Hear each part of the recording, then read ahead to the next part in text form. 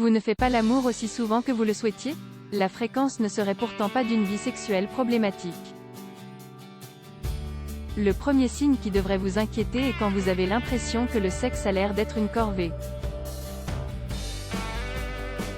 Si vous sentez de la lassitude au cours de chaque partie de jambes en l'air, c'est qu'il y a un réel souci. Pour satisfaire les désirs de l'autre, vous devez les connaître.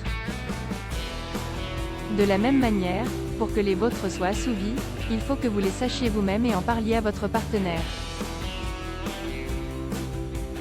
Pour mieux et ce qui vous fait atteindre l'orgasme, vous devrez vous masturber assez régulièrement, selon les sexologues. Si vous ne vous masturbez pas, il peut s'agir d'un mauvais signe d'un couple qui a un souci dans sa vie sexuelle. Le quatrième signe d'un souci de vie sexuelle au sein d'un couple est quand l'une des partenaires laisse l'autre faire tout le travail.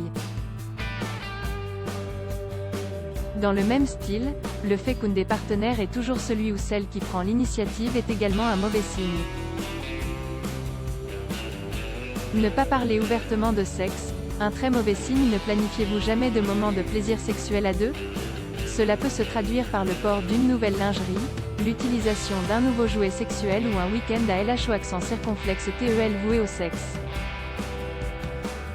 Cela devrait se faire au moins une fois par mois au sein d'un couple dès après les sexologues. Vous pouvez blâmer votre partenaire de sauter les préliminaires, mais il y a également une chose que vous devez savoir. Le fait que si vous ne vous échauffez pas vous-même peut également constituer un mauvais signe. Enfin, le huitième signe qui montre que votre couple connaît un problème de vie sexuelle est quand vous ne parvenez pas ou n'essayez pas de parler de sexe.